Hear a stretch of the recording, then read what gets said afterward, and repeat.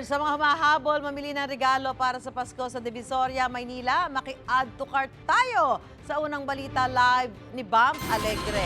Bam! Susan, good morning. Bisperas na ng Pasko bukas para sa mga nagkakraming sa kanilang Christmas shopping. Tara na dito sa Divisoria.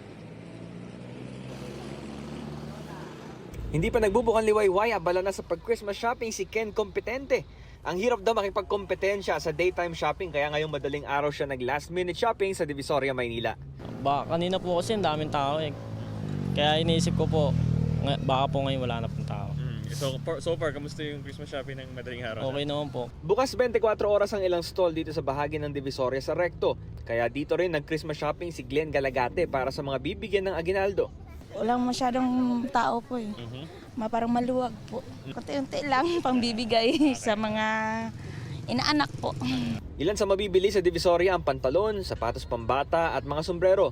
Take note, 150 pesos each lang ang mga ito. Meron din mga promo sa mga damit, dating 50 pesos per item, ngayon 35 pesos na lang kada piraso.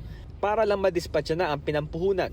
Nagbibigay din ng 4 for 100 pesos deal sa mga damit kaya swak para sa mga panregalo. Matumal pa rin, hindi katulad nung nakaraang may latag pa dito. Ngayon parang tinitignan na lang, konti-konti na lang yung bumibili.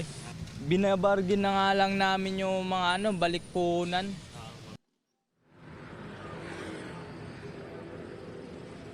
Susan, bukas na yung mga stall ngayong umaga at maliwalas pa rin, wala masyadong tao at wala rin traffic. Pero yung pag-park dito, kailangan mag-park din na maayos. Ito unang balita mula rito sa Divisoria, Bam Alegre, para sa GMA Integrated News. Gusto mo bang mauna sa mga balita? Mag-subscribe na sa GMA Integrated News sa YouTube at tumutok sa unang balita.